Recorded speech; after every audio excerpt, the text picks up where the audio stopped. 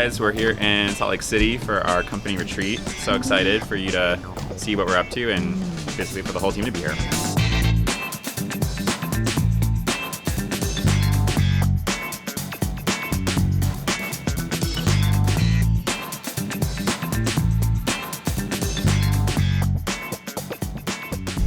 Oh yeah, they're all perishables. Great. Nice. Okay. Wrap around. We're gonna do some unboxing. Adam, I love that we have whey too. Yeah, well, you know. Yeah. Hey, you got our favorite flavor too. Gotta keep my macros up, so. Let's go. You know it. Come on. Some ski lockers. I love a good wet room. Woo! Oh, there's like binoculars? We're here in Park City at the retreat house. Welcome in.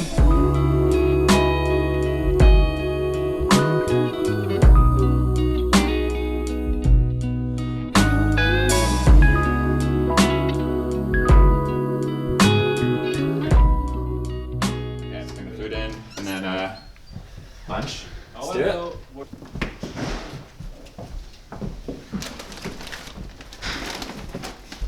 Pretty good. This is good. I tried. Yeah, this is good. Got the good chips. Are those good? I love these. The strips. You picked right.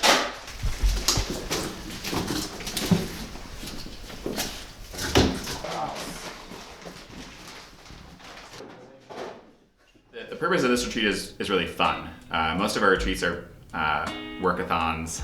It's like a boiler room where we get together and we often jam on building a new product feature or launching something on the marketing side, and we intend to work like 10, 11, 12-hour days.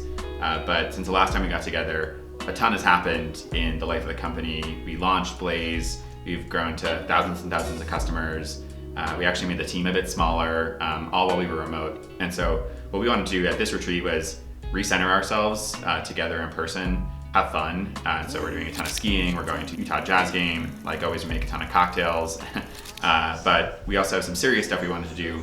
One of my big goals for this retreat is updating our virtues. Yeah, like, don't even think to ask the AI. I was reading through the virtues document this morning, and the top sentence is something like, our virtues are a hypothesis on what we think it'll take to succeed.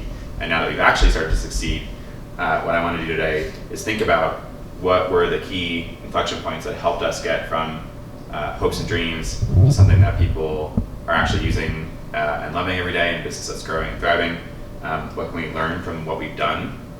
And then thinking about where we want to go from here. Well, where is it we want to go together? And what are the collective behaviors that take us there? So today we're going to first talk about the past, then we're going to talk about the future, then we're going to talk about the present, just do some brainstorming, it should be fun, high energy. Reminder, we call these virtues and not values because values I think are ideas and they're often personal, like I care about equity or I care about freedom. But they're often hard to translate, like how do you actually know if somebody cares about freedom or not, or cares about equality or any such value. Virtues are behaviors, and so they're much more specific, they're universal, they're easy to verify and measure and see if we're actually living up to the things we say we want to do. So that's why we call them virtues and not values. Think about a time in the last, however long you've been here, where you saw someone or a group of people or all of us make a decision or do something that you think put us on the course to our success today. We're going to go around and actually share our stories. So I'd like you to present your story with gusto and enthusiasm.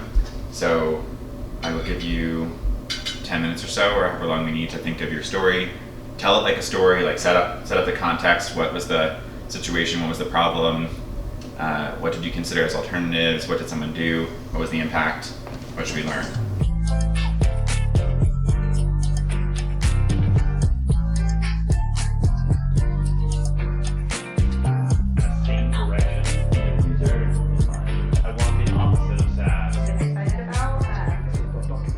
Right before our stand-up at 10:30, he pings the marketing team Slack channel and says, hey, Alan or Andrew, can one of y'all do the webinar today? I'm sick.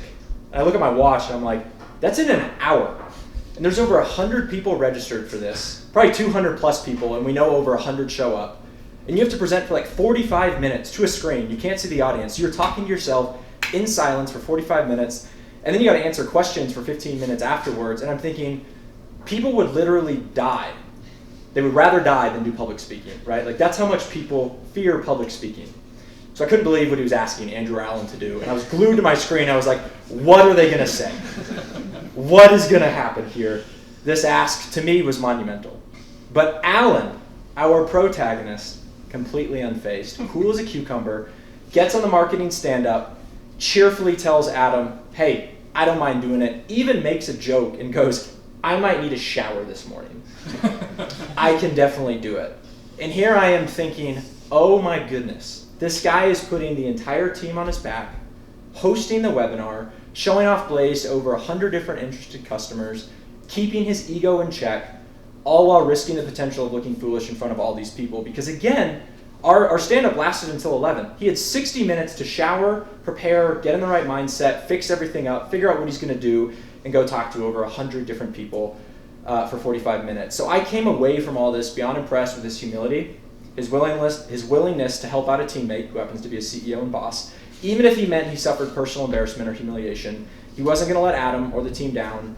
And that day, he showed me what low ego looked like, demonstrated a willingness to put the team first, even if it meant he and his pride had to come last. And I think it's that mindset that really kind of illustrates how we've been able to go so far as a team, a much smaller team, with fewer resources, and how we've been able to do so much more with so much less. So I wanted to give him a shout out in that particular moment.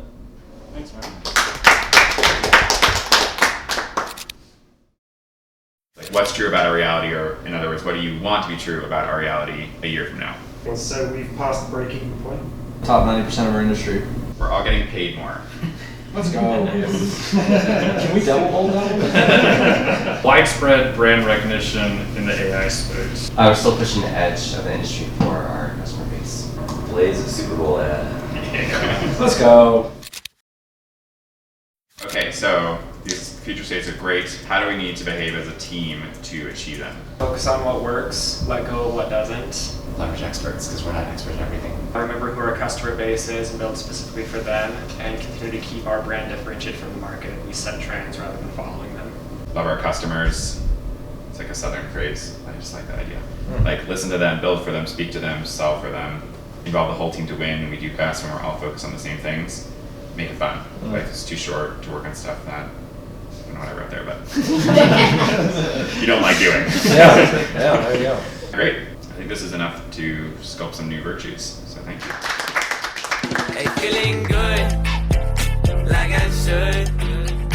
When in dark, walk around the neighborhood. Feeling blessed, never stressed. Got that sunshine.